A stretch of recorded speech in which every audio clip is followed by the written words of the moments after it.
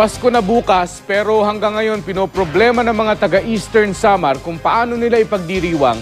Bukod sa napinsala nila mga bahay matapos manalasa ang Bagyong Ruby, problema rin nila ang kawalan ng kuryente.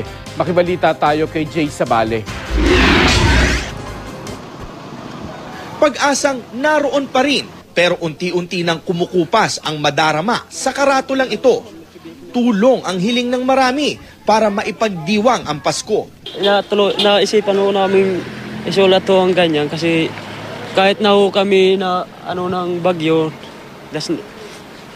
na kahit may problema ho ganyan, tuloy pa rin ho ang Pasko. Oo, pilit silang nagpapakatatag. Ngayong Pasko, sana ma-okay lang din naman kami dyan. Basta buong pamilya kami. Okay naman sa amin.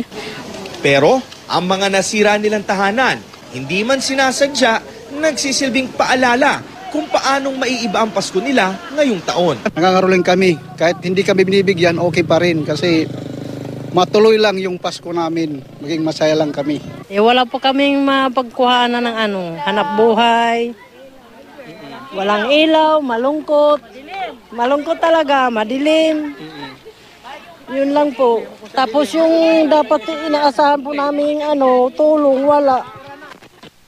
Ang tinutukoy na nakadaragdag sa lungkot ng marami, literal na pagkagat ng dilim sa gabi dahil sa kawalan ng kuryente. Wala pa kaming uwihan sa Torres Andes, hanggang sa makaresort kami ng buong bayan, buong Eastern Samar.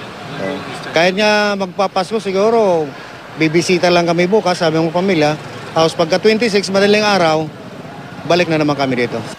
Pero mauuna raw maibabalik ang kuryente sa mga pangunahing kalsada, matatagalan ng mga nasa malalayong lugar. Mula rito sa Eastern Samar, Jay Sabale, GMA News.